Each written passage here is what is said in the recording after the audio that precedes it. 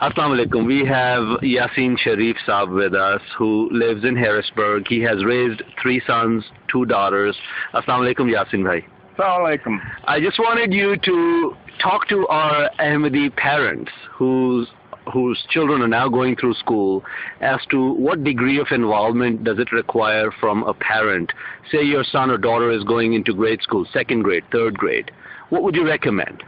I recommend being extremely active and not depending on the teachers to be the one to help guide your kids in a lot of areas of their life, and also to have a relationship with the teachers and to know them by name. Really? And to give them positive feedback, and I think that's a start. So you mean going to the school, meeting the teachers? I mean going to the school, meeting the teachers, asking your kids about their teachers and their classes, not just what they did, their grades or something like that. And just going once a year is enough, or more often than that?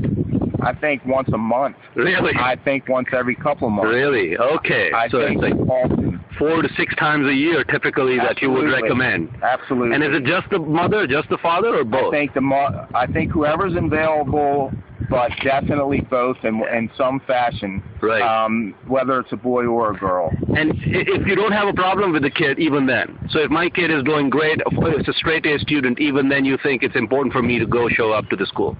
I think that's even more important reason why.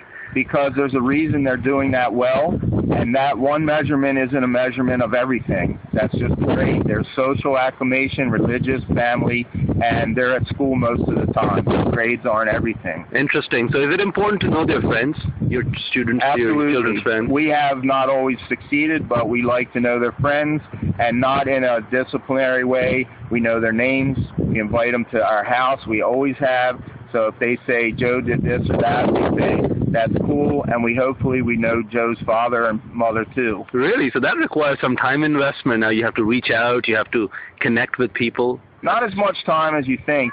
1 hour of TV, you can spend a half hour with your kids, and you'll know their friends' names, and you invite them over. It doesn't take as much time as you think, just effort.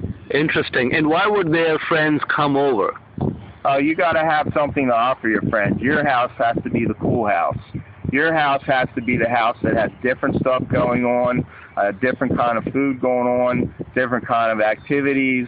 Maybe your dad or mom has a great sense of humor. Maybe you're the funniest kid on the block, and none of that breaks Islamic values. Interesting. So if if I was not born and raised here, I've got a thick English accent.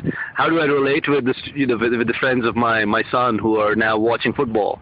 Well, what you do is you come over and you say, my dad has to learn about American football. That football out over there doesn't mean anything. And then the dad has to be willing to do the same thing. So you can learn from the friends of your son. Eventually the dad will have fun, the kids will have fun, and then the son won't feel that way.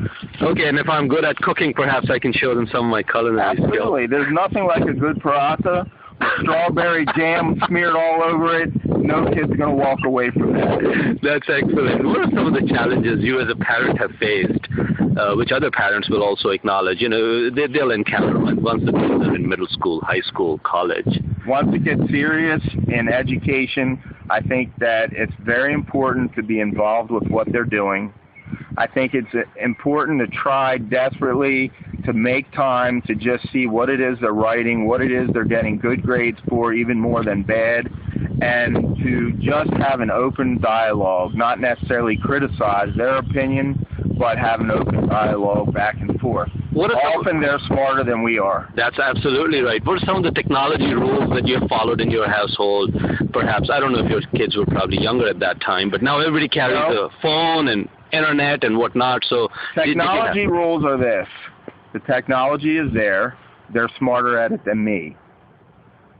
I only found out about the struggles with technology recently. What I tell them is the same guidelines that were always there are guidelines with technology.